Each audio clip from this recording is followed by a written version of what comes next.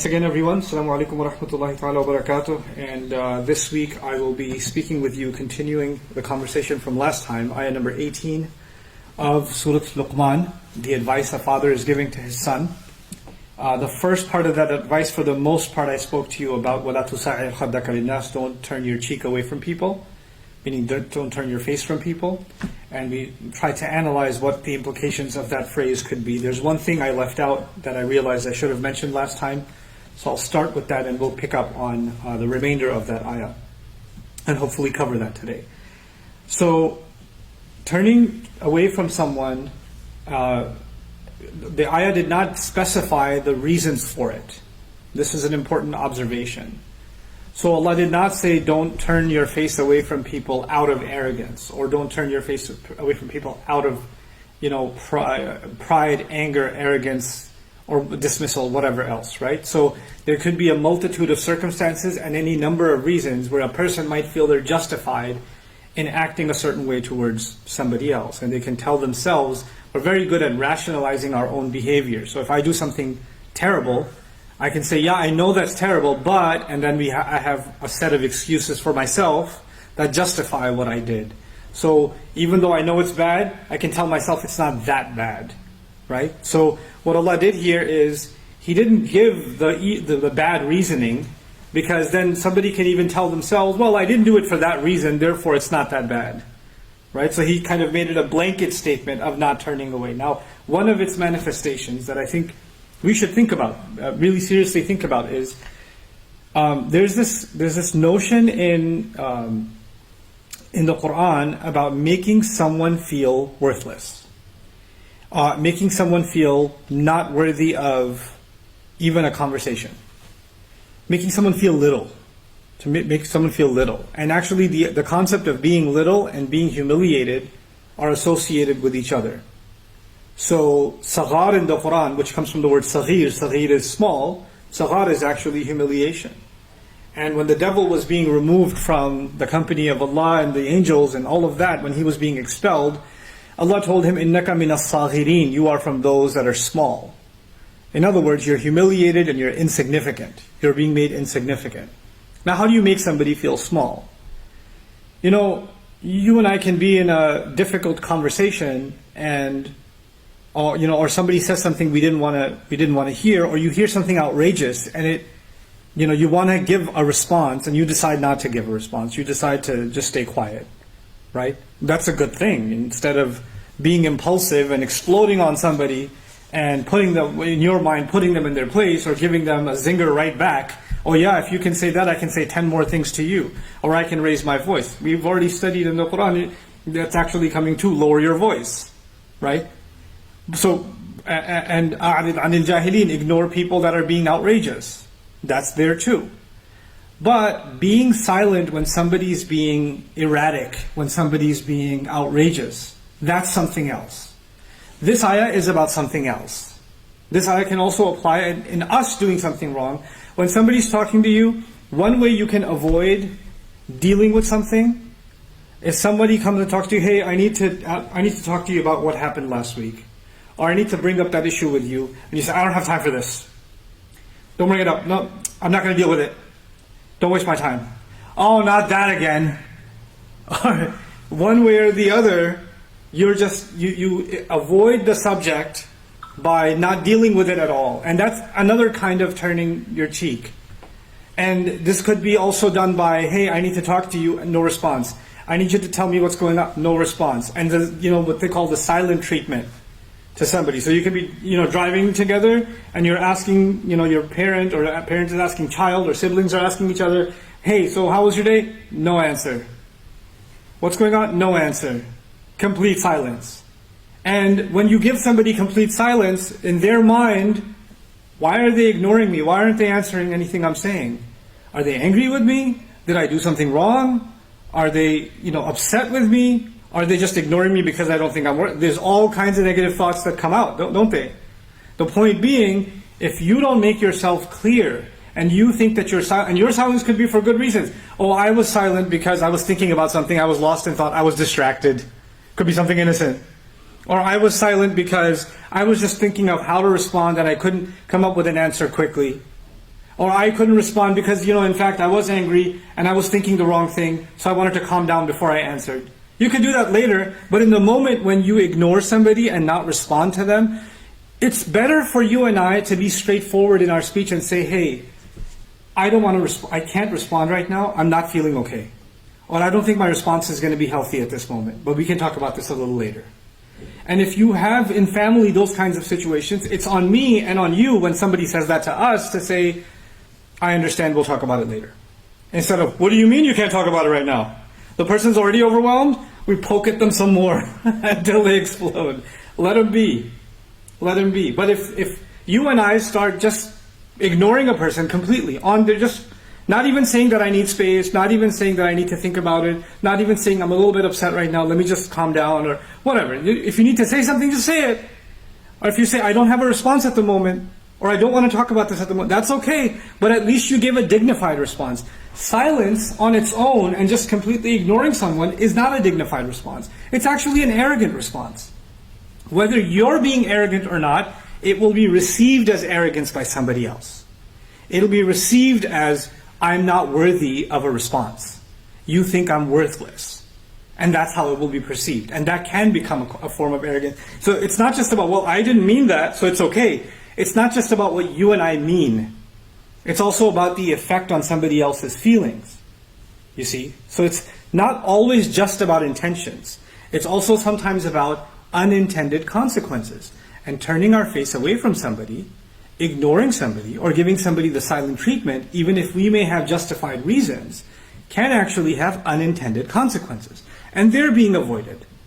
The intention has been removed from the equation just to get away from that habit. Just don't ignore somebody just for the purpose of ignoring them, whatever your reasons are. If you need to ignore them, if you need to take the space, well, even the Quran said it, إِذَا خَاطَبَهُمُ الْجَاهِلُونَ قَالُوا سَلَامًا. They respond peacefully. Salama can be a hal there too, not just a maf'ul bih. So it could be they respond saying peace, and it could be they respond in a peaceful manner and say, we don't want to, we don't want to engage in this conversation further.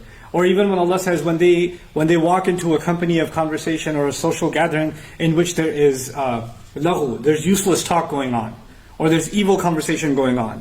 He says, marru kirama, they pass by dignified. What that means is they maintain their dignity and they also don't humiliate the people that are doing the wrong thing. They can maintain a sanctimonious approach for themselves and for others. They can actually be dignified for themselves and others, even if they don't want to take part in something wrong. So we have to be mindful of that. But now we come to today's subject matter, what Allah connected, these concepts Allah connected with each other. The next advice He's giving His son in the same ayah is وَلَا تَمْشِ فِي الْأَرْضِ مَرَحًا إِنَّ اللَّهَ لَا يُحِبُّ كُلَّ مُخْتَالٍ فَخُورٍ. I'm going to dedicate a little bit of time in this khutbah to two words, marah and fakhur. Those are kind of a little bit difficult words, or rich words, and I don't think we should pass over them quickly. In fact, there are three words. There's marah, and there is mukhtal, and there's fakhur. So we're kind of getting, mukhtal is easier, so we'll give a little bit less time to that. But marah and fakhur are more rare, and I think we need to really dig into what they mean and get the most out of this ayah. So let's talk about this word marah. What is Allah saying? He's saying, don't walk on the earth with marah. So I won't translate that word yet. Don't walk on the earth with marah. Right? Now, simple translations might say, don't walk on the earth with arrogance. Don't walk on the earth with pride. Don't walk on the earth with overconfidence. But as you'll see, there's much more to it than that. And that's not even the direct implication of the word. So المعنى المحوري تسيب الشيء اللطيف بقوة وخفة من أثناء ما يمسكه. The overall meaning of the words that come from this root, mim, ra, and ha, is actually when something exits something smoothly or easily. Easily exiting one thing from the other. So what are the examples of that? مِزَادَةٌ مَرِيحَةٌ لَا تُمْسِكُ الْمَاءَ. If it's a container, that's mariha from the same word. A marah container is one that water leaks out of it easily. So water now escapes easily from it. Okay? وَأَرْضٌ مِمْرَاحٌ. An earth, a piece of land, that's mimrah, is when the plants come out of it very easily. وَقَوْسٌ مَرُوحٌ. And a bow is called maruh from the same origin, when the arrow goes pretty quick out of it. It releases quickly out of that bow. وَعَيْنٌ مِمْرَاحٌ. An eye is called mimrah when it's easy for a person, they cry easily. Like the waterworks come out quickly, right? So they say, شَدَّ سَيَلَانُهَا مَرِحَةِ الْعَيْنِ. When the eye was having marah, it meant that the tears wouldn't stop. They just kept easily flowing and flowing and flowing. مَرِحَةِ الْأَرْضُ بِالنَّبَاتِ أَخْرَجَتْهُ. The earth, again, plants coming out quickly would be مَرِحَةِ الْأَرْض. And then when the crop comes out and finally the grain pops open, easily releases, that's also called marah. So, and the most interesting use of it is actually used for a horse. So they say, farasun maruh. They say for a horse that is maruh, is that when it's grazing, like it's so hungry and hyperactive that it's grabbing some grass from here, leaves from there, and running around like crazy because it's so hungry that it's erratic. You can think of it as a person being maruh when they're at a dinner table at iftar time, right? And they've been holding back. And as soon as iftar happens, they're like grabbing stuff, right? They're being maruh. Like, it's almost like they're quickly releasing their hands and grabbing at whatever they can. So the overall meaning of this word actually is to be impulsive, and to be very quick to act, to be very quick to do something. To have no sense of direction. So even that horse is described, يَجْرِي وَيَقْفِزُ وَيَطَّرِبُ هُنَا وَهُنَاكَ لَا يَقِرُّ وَلَا يَسْكُنُ لِمَا أَحْسَهُ مِنْ شَبَعٍ وَقُوَّةٍ وَنَشَاطٍ. That the horse that is disturbed, it's moving around, it's not sitting still, it's very jittery because it's feeling hungry. When the father is telling his son, don't walk on the earth with marah, he's saying don't go hanging out or don't go outside engaging the world, because there's times where you're home, right? And then there's times you go out. You go out for work, you go out to hang out with friends, you go out to get food, whatever it is. Don't leave the home. Don't go anywhere and be impulsive. Oh, I want to do this. Oh, I want to do this. I don't want to do this. I don't want to do this. And you have no purpose in what you're doing. You're jumping from one thing to the next, to the next, to the next. A crazy example of that is sometimes there are different cultures in the world, right? So people come from very conservative societies to America. So somebody may have been raised in a very religious or very traditional, village, and they may not even be Muslim. They may even be, Hindu or Christian or whatever, but very cultural, conservative background. Or think of a Muslim family and somebody who's raised in this joint family system, and there's a lot of respect for elders, and you watch your speech, and you watch the way you walk, and you watch the way you dress, and the way you sit, and the way you eat, and then they land in America, and they're a student. And they have a student visa and they're going to the university. And the university has, parties on the weekend, and they've got fraternities, and they've got, hangouts, and the other students in the dorms are doing drugs, and everybody's got a relationship of one kind or the other, and all kinds of stuff. They're just bombarded with this stuff. And somebody can take those values that they were holding on to, but like that bow that releases the arrow without effort, they just let go of all of those values, and they got exposed to a new world. And they become marah. And this is a very powerful bit of advice, because we have kids, for example, we want to raise them in an Islamic environment, in a protected, sheltered environment. So whether you live in America, Australia, Lahore, Dhaka, it doesn't matter where you live. You want to protect your kids, and you want to make sure that they receive positive reinforcement about this is good for you, this is bad for you. Hey, what are you watching? Hey, where are you going online? Hey, let me see that. Who are you on the phone with? We're checking what they do. It's natural, right? So we're trying to create a sheltered environment for them wherever we may be. But you know what? This father realizes they're not going to stay home. These birds are going to fly off the nest. They're going to go outside. And when they go outside, all the things I protected them from, all the things that I didn't want them to just spill into, all the things I didn't want them to be exposed to, they're going to get hit with all of it all at the same time. They're just going to get sensory overload. There's going to be so much access to so much wrongdoing, and I'm not going to have any control over it.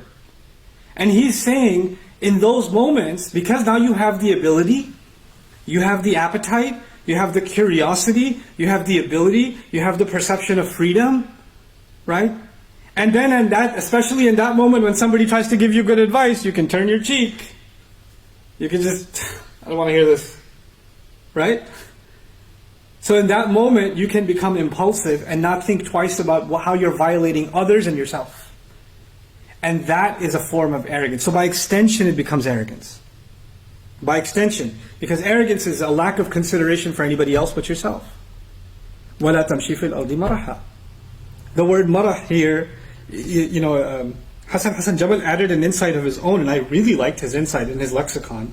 He said, التسيب من القيم والضوابط وعدم الالتزام بها عند وجود القوة والنعمة.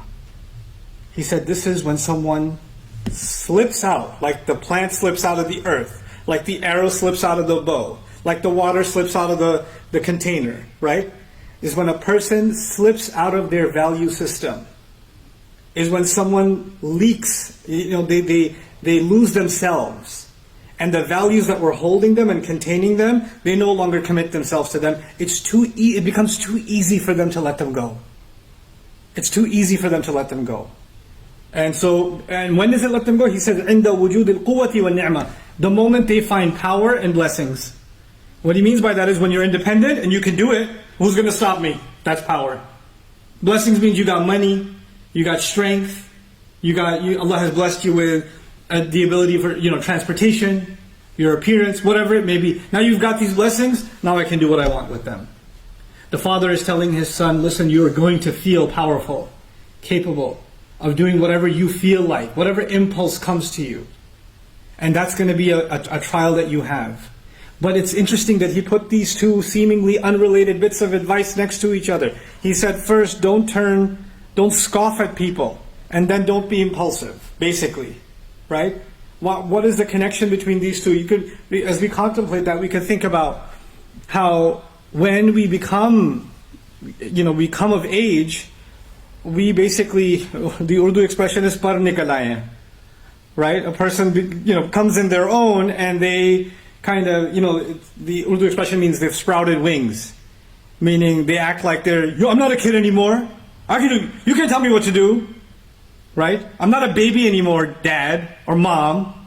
So they've become their own person. And in that moment, when they become their own person, it is when they become extremely averse, extremely hostile to any kind of advice.